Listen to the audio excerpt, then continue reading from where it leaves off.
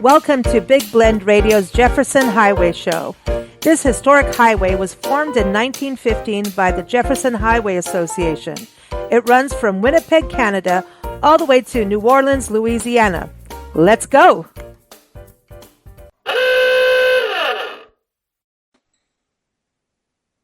Well, we got us a convoy here on today's Jefferson Highway Association show. Very excited about this. I know Roger Bell, who is here, the president of the Jefferson Highway Association, has been talking about this military vehicle convoy. It is going to be going all through October from Minnesota all the way down to New Orleans, which is basically the Jefferson Highway, right? They're following the whole route for the entire month, October 1st through 31st. So I think they're going to end up in New Orleans for Halloween. This is perfect. But this is all through the MVPA, which is the Military Vehicle Preservation Association. And they've joined hands with the Jefferson Highway Association to do this convoy, which is epic. So, of course, the actual listings of the route for this convoy, you can go to jeffersonhighway.org for that. And then learn also more about the convoy and the Military Vehicle Preservation Association. Go to MVPA.org, standing for Military Vehicle Preservation Association.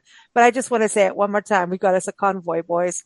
So welcome back, Roger. How are you? We got us a convoy, Roger. Lisa, I am really good. Very excited about our guest today in this upcoming event.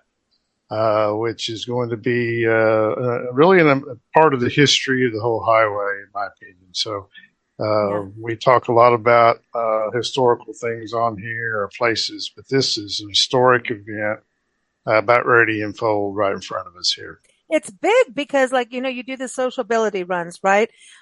These caravans, with the conference. This is like the entire route. And that's what Nancy keeps saying. She's like, I just want to do the whole route in one thing, not the little bits and pieces. I want the whole thing and I want to do everything. And I'm like, well, then we just need to live on the road, right? Go up and down.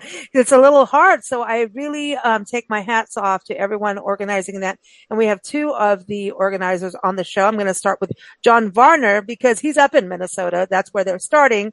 We also have Chuck Toney joining us. But welcome, John. How are you? I'm good. We're coming up on October faster than I want now. We still have a lot of things to get done, but it's an exciting time for us. If I can give you just a brief background on the MVPA, we came up with an idea that came from a history book when I read about the Lincoln Highway, maybe the original Good Roads program in the United States that ran from Washington, D.C. to San Francisco. But in that, I found out that in 1919, the U.S. Army did a post-war celebration thank you to America for buying Liberty bonds. And they sent a military convoy down what they thought was the Lincoln Highway. And at the time, there was a young major named Eisenhower who was bored in Washington and said, well, I think I'll hitch on to that. And Dwight D. Eisenhower did, in fact, go the whole route as one of the officers. And I thought, well, we're the MVPA, and we're celebrating American military history through our vehicles. What a better way than to recreate the 1919 convoy across the United States. And we did that in 2009 and then again in 2019. So the Jefferson Highway is yet another great traditional, historic highway through the better road system that swept America, thanks to Mr. Firestone and Mr. Ford. And I pitched this idea to the MVPA committee in 2016, and they kept putting me off, but our number finally came up, and we're tremendously excited about this. We're finally going north-south in the country rather than east to west. And a lot of our members are too. But that's why we have historic military vehicles rolling down the Jefferson Highway to bring back the history of this country to people who live along the Jefferson Highway and may not even realize that. And part of the Jefferson Highway, in fact, a large part of it, was actually a military road before it was ever a highway. Fort Leavenworth, for example, south to Fort Scott, was the old territorial military highway. It's so fascinating because the military history is really huge. And, we always think about, especially World War II, being mostly like, the Pacific coast was huge. And I've done a lot of travel on that, even like on Highway 101 and 1. And you'll get to places like Crescent City off of that old historic highway, which is, iconic throughout the world. And there's like a piece of submarine in a park. Like you're going, right. Oh my gosh, it just floated on up and you're going, what? And it brings it home really quick. And I think this kind of convoy, and I'm sure many people like, we used to live outside 29 Palms out near Joshua Tree in Southern California. Sure. And you would see convoys all the time. And it was just, all the time. But we're not like what you're doing, but it is, it stops you short. It makes you just go, wow, this is pretty big. And pretty cool too. Yeah, it is. And so I think this kind of thing, brings some patriotic pride into our country a little bit on a different scale that we don't see every day. And also it's great for these small communities because oftentimes these kind of, big events, because this is a big event, right? But it doesn't happen in the small towns. It doesn't happen in the small towns as much, No, but I'll tell you. Yeah, and John's. Go ahead. John was, told me about some of these, and Chuck told me about some of these small towns and the excitement on previous convoys that they've had. That's really, to me, what it's, really about. And I want to bring our other guest on, though. I got to bring Chuck Toney on, and he's in Texas. Welcome, Chuck. How are you? Chuck? Chuck, you're on. I was taking a nap there for a moment. Oh my gosh. I think I need one too. I hope you got some extra ones for me there, but Chuck, welcome. How are you? I'm good. It's good to have you here. My first convoy was Route 66. And Roger and I talked about this briefly. I said, when you travel Route 66 at 30 miles an hour, and you see a sign up ahead, welcome to Joetown, population 200, and you go into Joetown, and there's 1,000 people out there waving flags. I'm a Vietnam veteran, and I didn't get a parade when I came home. I had garbage dumped on me, and so this was my coming home parade, and it literally brought tears to my eyes. So when Roger and I talked about this some time ago, because John told me, hey, we're going to do this Jefferson Highway, I said, Jefferson Highway, where does it go? And John said to me, well, it starts up in Winnipeg and goes to New Orleans. I said, John, you're going to plan the whole thing? Well, yeah. I said, I speak Texan and Louisiana, and I get over the border okay. How about if I do the southern half? So this is an exciting thing to go through all these little towns, and literally a lot of them have no clue what the Jefferson Highway is. So for us, we get to educate local people, kiss babies, and enjoy the planning portion of it. And I think the convoy itself is going to be unbelievable. Right. I love this because it does bring history to the forefront. And, that's what I was saying. It brings this other, token of patriotism. And you're talking about, coming home from Vietnam. There was that really awful side of our history in America of not recognizing those who fought in Vietnam and having that respect. And so I think this is really important because you're also going through the heartland of America. How much, and so many men and women fought and went from the Midwest, left their farming, their farms, their family farms, and went out and fought not only in Vietnam, but the Korean War. You've got to think about, both world wars. So with these vehicles, what's the oldest vehicle? And are these all people that own the vehicles? I want to hear about the actual vehicles themselves. are they people that own them and take care of them, or is it like museum pieces that you have to be a qualified driver? How does that work? Yeah, actually, they're all privately owned. And part of that MVPA is a group of private owners of military vehicles. And, the government routinely sells military vehicles on surplus. Mm-hmm. They have for years. And, for example, I drive a 1953 Dodge ambulance that the Army got tired of it sometime in the 70s and sold it at auction, and it went to a farm and sat there. And I wanted one, and I fixed it all up, and it's roadworthy, and I had a good time doing that. And I'm in a state club that has dozens of activities every summer, especially with 4th of July parades and things like that.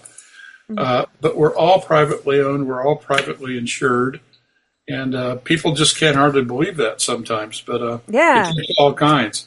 But I'll tell you this.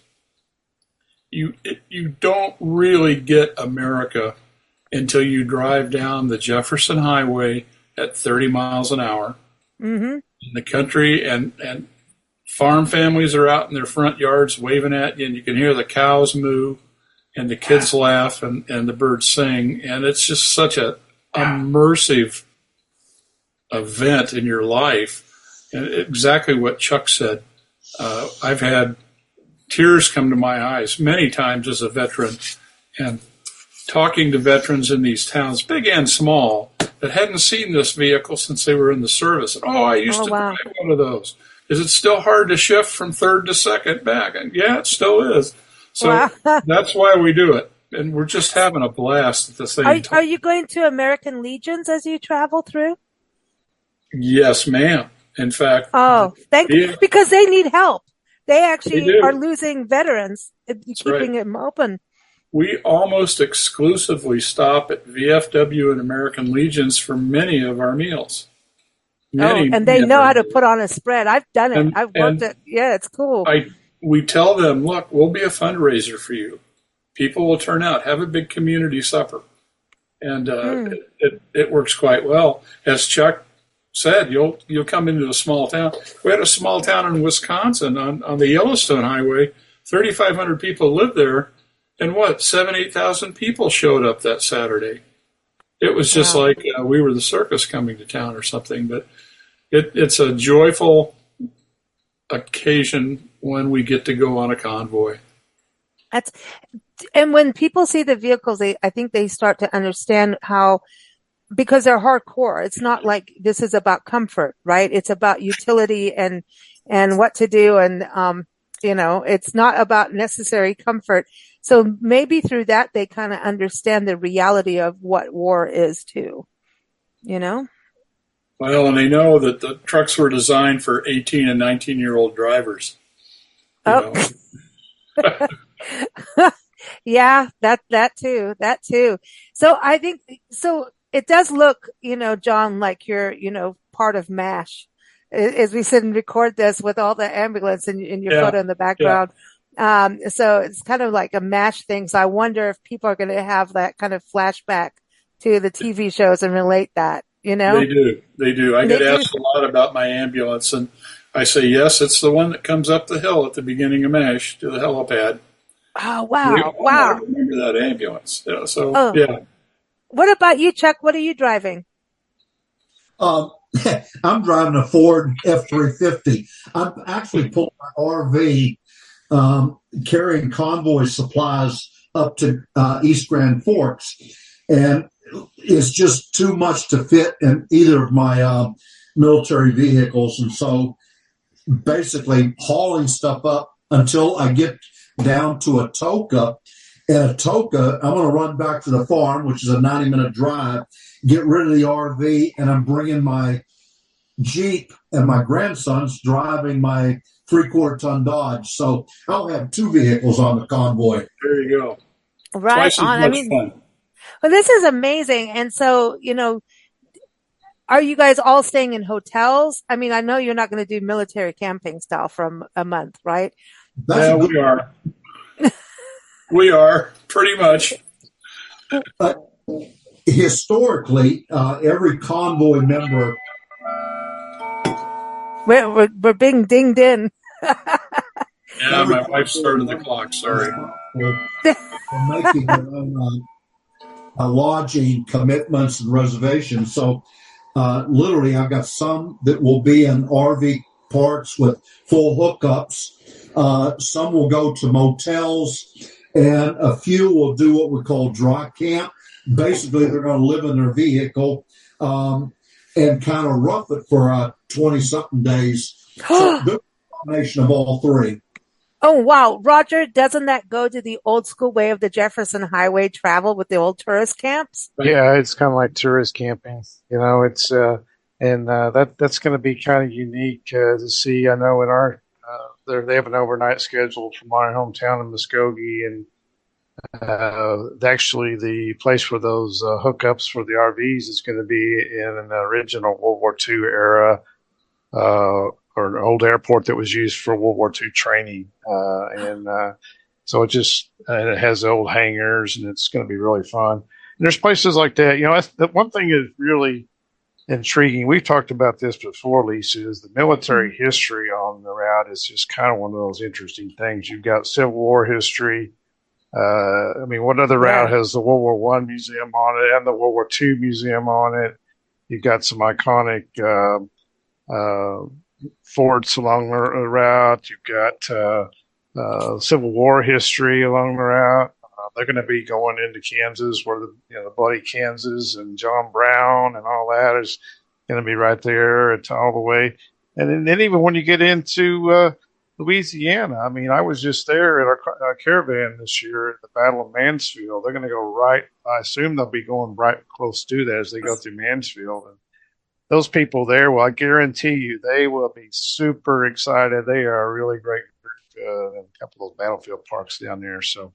It's just, and then heck, you go, like we talked about, you get to Alexandria and down in that area and where the Louisiana maneuvers were. How great is this? Roger, you just said Louisiana maneuvers. So this is very important. So Natchitoches, Louisiana, got to give a shout out to Natchitoches, Louisiana. This is a spot, and I know that you're going to be going there on this convoy. You got us a convoy. I still have to say that over and over. It's annoying, I know, but it is fun. Do you guys get to have radios, like talk radio, like to each other, right? Or can you go like, we've got us a convoy and talk to each other as you drive? Come on, you have to. Yes, we do, but it's more military protocol rather than come on back, y'all, and all that stuff. Oh, come on, but it's fun. See, I'm just close to getting a CB radio just so I can thank truckers on the road. But going back to the Louisiana maneuvers and Natchitoches, Louisiana, I think you guys are staying there for a night. I got to give them a shout out because they sponsor our shows and they're awesome. It's an awesome destination. And if you're driving a long way, you have to have a meat pie. But the Louisiana maneuvers, I learned about that from going to Natchitoches and then going south, going to Leesville. There's Fort Polk out there. And the military and the Kisatchie National Forest. Are you going to be driving through that area of Kisatchie National Forest? And, because that was used, I think, for World War II training with the tanks. We actually, when we get down to Mansfield, if you remember the route for the Jefferson Highway, you're heading down towards Louisiana 6, which is the old Royal Road, and it's south of that in a town called Many, M-A-N-Y. Yeah, oh, it's awesome. You're going to love Many. And we're going to actually take the Louisiana Maneuvers Highway from the Jefferson Highway over to Louisiana 117, and that will take us through the heart of the Louisiana maneuver country. And we've got a local historian that's going to meet us there at a local church, and the church is going to give us a nice break there on the Louisiana Maneuvers Highway. And Ricky is going to give us some history of that area, because those families were there when Patton and all those men were doing this war game prior to World War II, and the local inhabitants sheltered the soldiers in their homes. And we're talking about primitive Louisiana homes without electricity, privy out behind the house. And so we're going to get a flavor of that and then head back towards Natchitoches, and we're going to go through an area that during the Vietnam War, 90% of the men that went to Vietnam were trained in a place called Tigerland. And Tigerland's there on 170, and we're going to possibly get in there and visit with Tigerland and see some of the landing strips and the area that these guys trained in. And then we'll be in Natchitoches and some civilization again. And some meat pies. That's important. Well, when you're doing this, I mean, to me, this is this history because I think, we're in a generational change. And I think that's what's so exciting about the highway, the Jefferson Highway, is that it's a generational way to travel and experience things. But doing the convoy with these military vehicles, what a way for the youth when they see you drive through to understand a little bit about what World War II or one looked like, Vietnam, or just to kind of understand if they're not around. I mean, they don't know what a real telephone looks like, so we're in a different change. So I think going through these communities gets people to have a little bit of understanding, and I'm sure stories are shared, and then going to places. I wonder how many places that you're going that your drivers, the people on the convoy, your convoyers, I don't know if that's a word. It is. It is? Okay. The convoyers, if they're going to places maybe they were at in some kind of training too. Does that happen, John? Sometimes, yes. And even more interesting, the people from California and Florida and New Jersey just totally freak out here in the Midwest because they've never been here and they haven't seen it.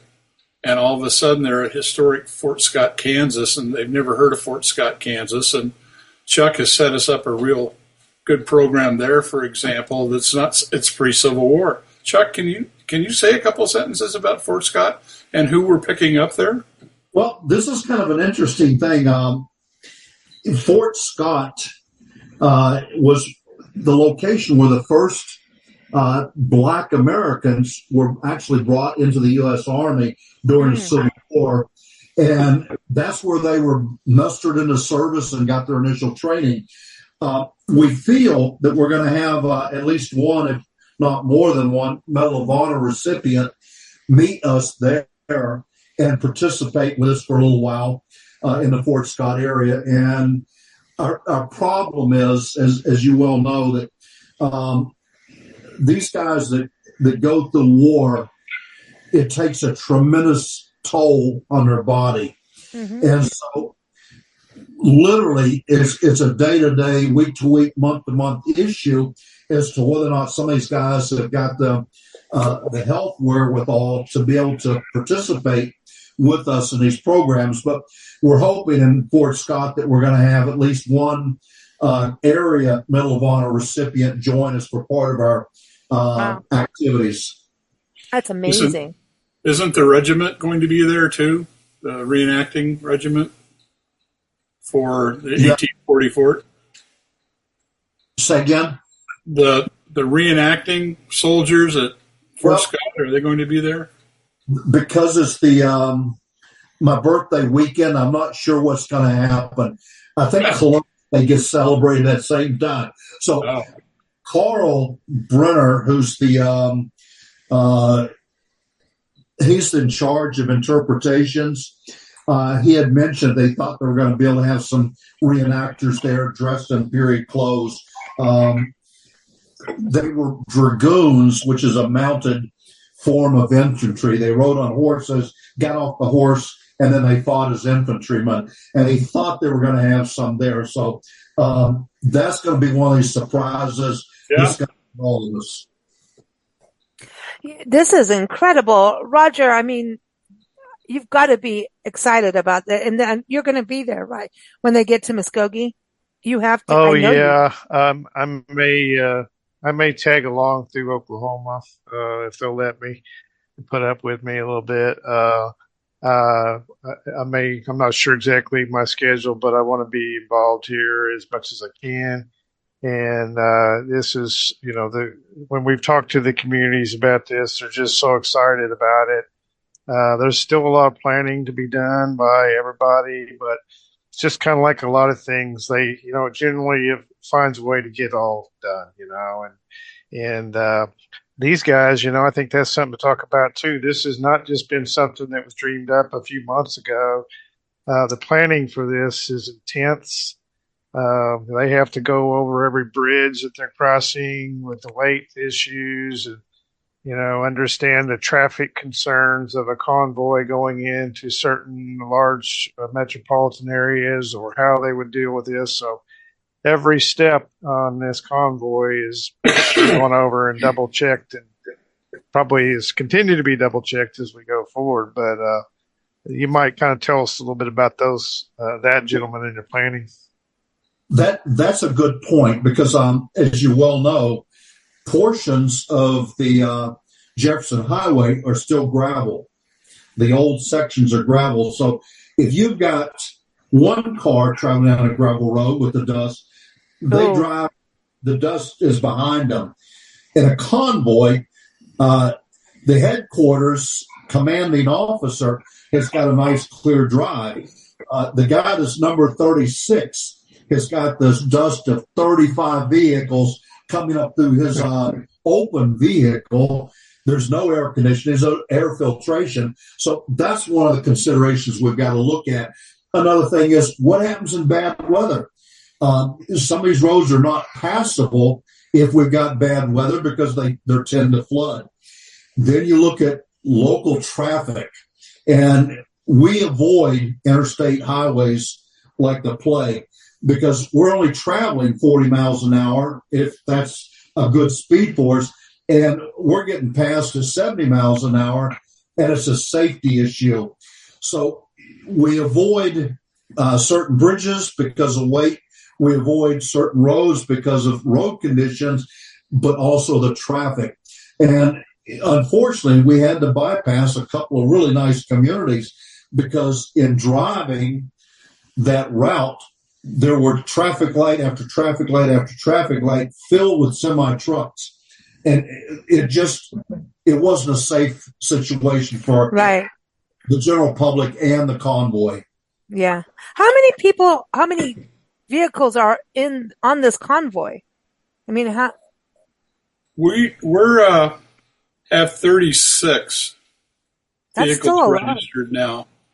And I think we're going to have regional participants add to that in certain places, like in Kansas City and in Minnesota. So I would like to say we'll have at least 36 at all times, but we don't know. People change their minds at the end or drop out or join last minute. They go, hey, I mean, that's pretty amazing. I mean, just even seeing that, I'm sorry, but even 2 cars is a big deal. It is, or ambulances, excuse me. We'll have big 2.5 ton, 5 ton trucks as well. And what about tanks? And they have a height restriction, so you get on these old back roads, and nobody cared that the railroad was only 11 feet 9 inches above the pavement. So you got to be very careful about low overpasses as well. And we've never had an issue, and this is our 7th convoy. We've never had a serious accident. We've had a little fender bender or 2 from lack of attention, but I think part of that is luck, but most of it is good planning. Because we just don't stick our noses into situations that are not going to be good. Do you get together with the drivers and have meetings and go through some of the safety protocol beforehand? And good question. John, did you read that manual that they issued to us? Oh, yes. 80 pages long. 80-page protocol, right? It's the standard operating procedures for the MVPA convoy. We have a meeting, a driver's meeting, after the the day is over, when we've hit our Ron. Hang on. You've got the bells. I like the bells. That's cool. I'm sorry. It's the bells of St. Mary's here, apparently. Jeez. It's 8 o'clock. It is, apparently. Can you hear me? Yes, you I'll can. keep talking. We'll have a driver's meeting at the end of each day. Before anybody goes anywhere, when we stop for the night, we bring all the drivers together and we do a situation report. We do a review of the day, what went right, what went wrong, what can we do better, and then we talk about the next day's route. Everybody has their own map book, and hopefully I'll get that done, and they'll have a good route to follow, handmade, because we do have to tweak things and change things sometimes. What about mechanics, like when things go wrong? Because this isn't like you just take your car to Toyota or Ford. You know, Henry Ford would dig this, though. He would. He would be all for this. He was the ultimate start of the road tripper. Him and Firestone, I mean, they were epic. And, I mean, they even had naturalists go with them on their road trips, you know. So it's cool. But what do you do in regards to breakdowns and tires and? Well, that's covered in the procedure manual. Page 53. Literally, there's the person that has a problem pulls over to the side, and the person immediately behind them is required to pull over. And between the two vehicles, they try to get the issue resolved.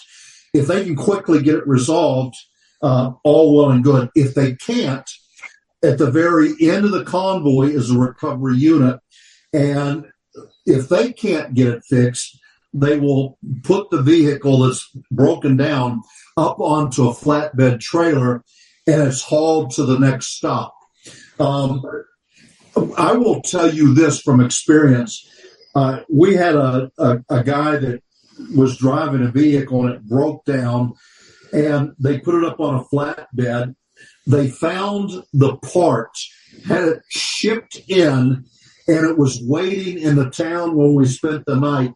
And a group of guys tore that vehicle apart overnight, made the repair, put it back together, retuned it, and it was back in the convoy the next morning. Can you bring those guys over to Tucson, Arizona, where I am right now?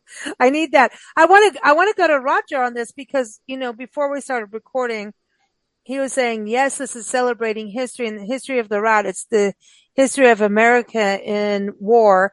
It's the history of Americans as veterans and those who have also passed on. But it's also making history because of what you're doing on the route. We say route and route here. But also the fact is when you think about when you have those situations arise, which anything happens in travel, it's a good story later, and it's camaraderie, which is what the military is about. You get each other's back. So when things happen, I'm hoping the community stand in too to help out. And yeah, if you're going to stay up all night, someone's got to bring the coffee and the donuts. But Roger, yeah, isn't that an example of community and that connection and making history? Oh yeah, I think so. I think that they also have a few days where they may have a couple of overnights, and might be part of that is kind of assess some of the things that they have and on their vehicles. And I look back into the early Jefferson Highway sociability runs. They did the same thing. When I studied them, they would go in and have their vehicles looked at by local car dealers, which most of those car dealers had only been in business a few years. The communities were involved in helping those vehicles get along if they were stuck in the mud somewhere. Yeah. I'm sure there'll be some stories just like that on this Convoy. Bound to be. I would say that we have 3 or 4 drivers that live for people to break down. That's why they're on the convoy. No way. They get real excited about it, and they just jump in. And some of these guys have been mechanics 50 years. Wow. Oh, wow. And they know these old vehicles. And I'll just say a quick story. I broke an axle in the Allegheny Mountains, Pennsylvania, Ooh. and I was done. They put me on a flatbed. 2 days later, we had a rest overnight, and a guy drove down from Ohio, northern Ohio, and brought me a new axle. And Wow. then five guys showed up and took my rear end apart and Oh, wow. replaced it and put it back together in about 3 hours. I have watched that same group replace an engine in a vehicle in one Wow. afternoon. Wow. They're having fun. When I tell you that our big trucks, the 2.5 ton and the 5-ton trucks, the wheel, the tire, and rim weigh over 300 pounds. And for us to change one of those tires, it is a monumental 6-man effort because we've got to jack the truck up, we've got to break the lug nuts loose, and we've got to bring the spare tire down out of where it's stored, lift the bad one up, change things up. And it's a back-breaking process, but they can manage it in a couple hours' time. Yep. Working together. Well, okay, so this is, all right. The new cars of today, I mean, I was raised where you learn how to, it was one of the first things as soon as you are not allowed to learn how to drive until you learn how to change a tire, do an oil change. Like, that's kind of how I was raised.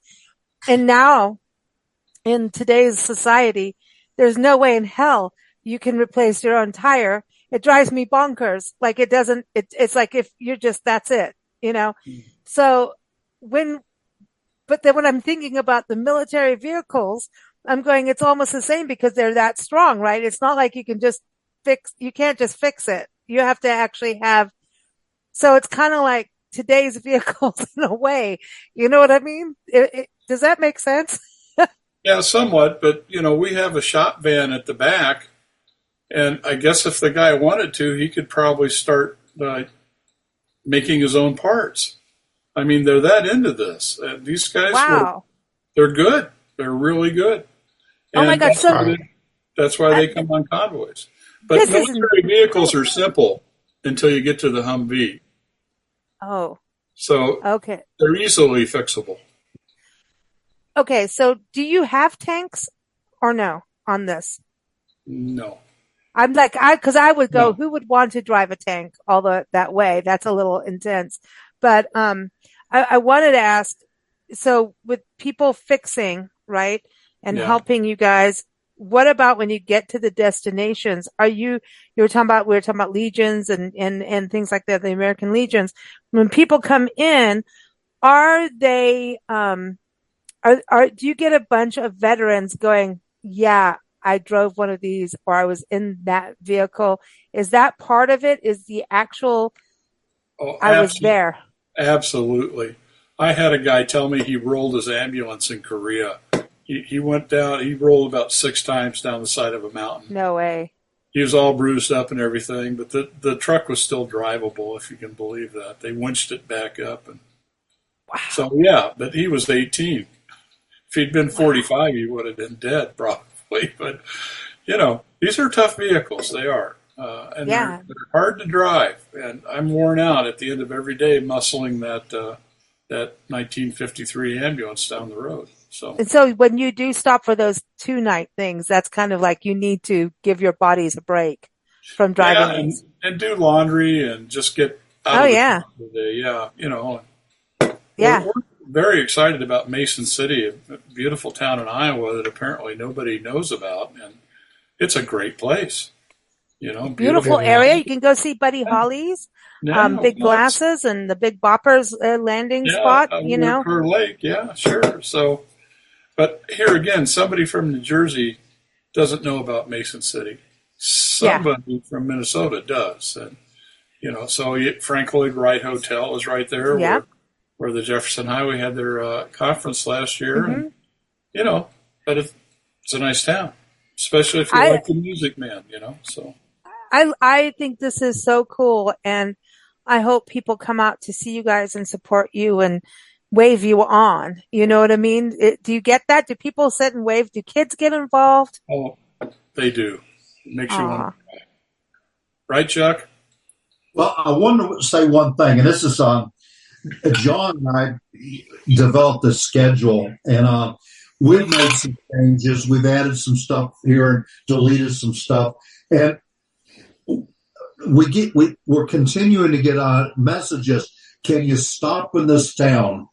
And the sad part is, I wish we could stop in every town, and you have to kind of pick and choose. But I am going to tell you a funny story that occurred on a very recent convoy.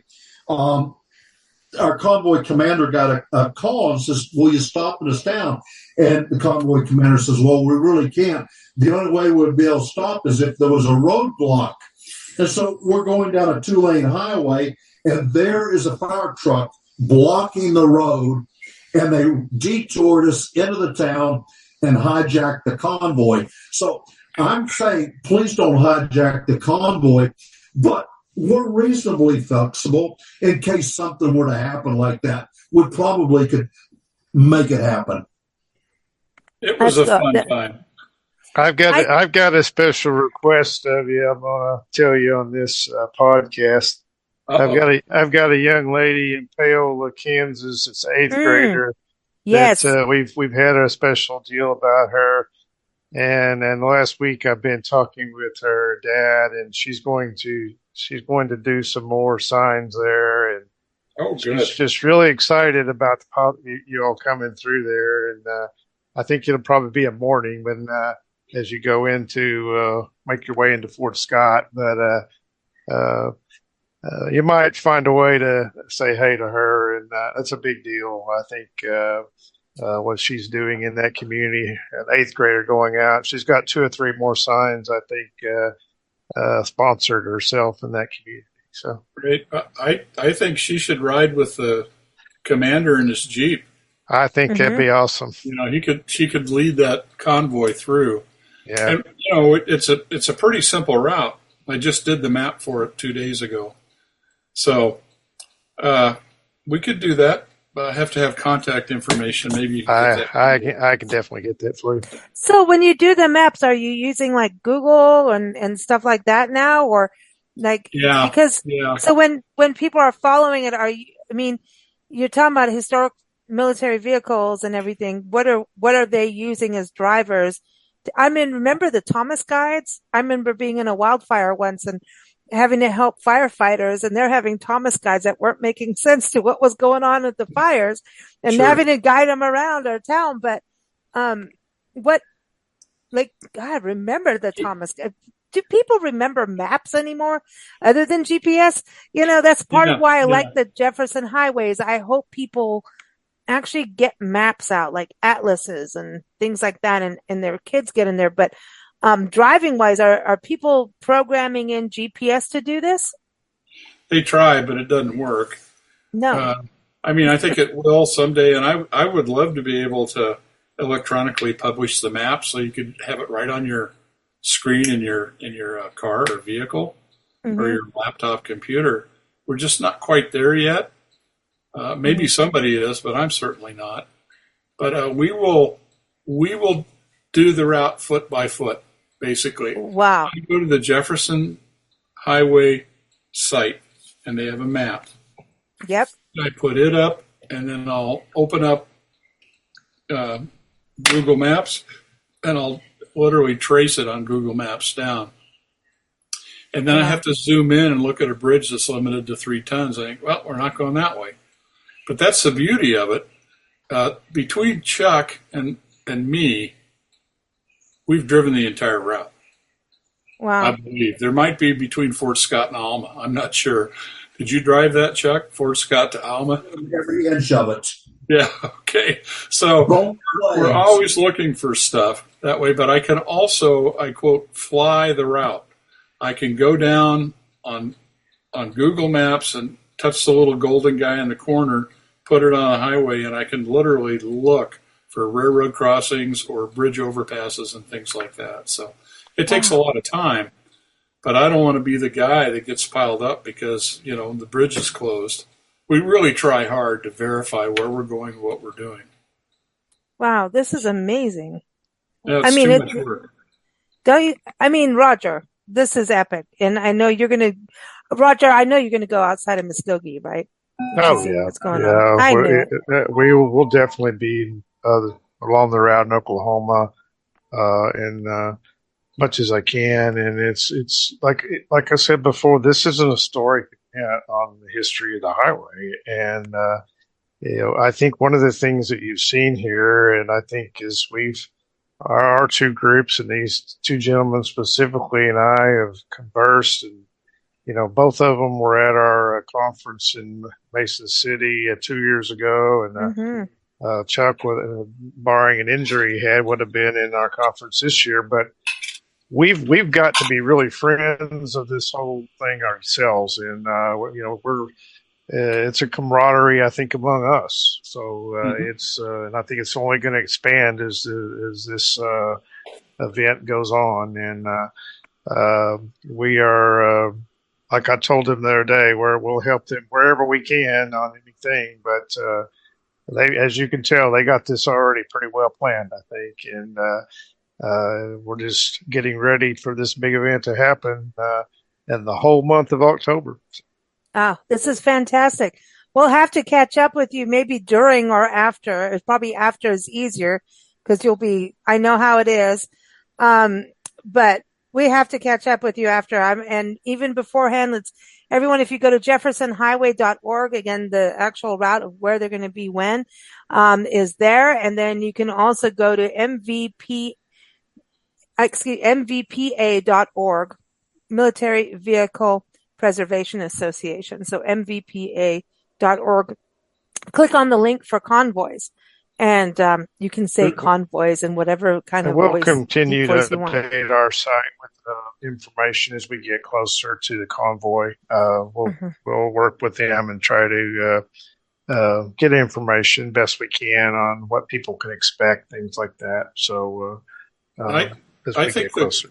I think the convoy may have a Facebook page. It's not run by Chuck or me, but I think they're going to get that up and running. Oh, cool. Like an event page, and then everyone can follow along. Hopefully. Oh. And there's also, we have a radio beacon kind of thing, satellite beacon on the lead vehicle, that if we get that up and running, you can go to a website and see exactly where the front of the convoy is at all times. And that's not set up yet. So, and it never gets set up until about the time we leave, so we can't advertise it very well, but yeah. We'll try. Well, we can put it on the Highway Association website and that's right. The Facebook group. Right. Everyone, if you follow the Jefferson Highway Association Facebook group, my gosh, I love that group. It's my favorite group, and I'm a national park person too. But like that group, like the history because when you follow a route, okay, it's rabbit hole century. I mean, everything is a rabbit hole of history of what to see and do. There's so much happening on the route, whether it's events and things like that. But I love that group, Roger. I mean, you got a lot of people on there and people post things. And then there's also like the history that you guys are always, hey, did you know back here and then this happened, So I know during the month of October, it's going to be busy on that group, don't you think? No doubt. And we're hoping people will take pictures as they pass their communities. And we'll share them, kind of like we've done. People do at conferences and stuff. We're going to definitely encourage that.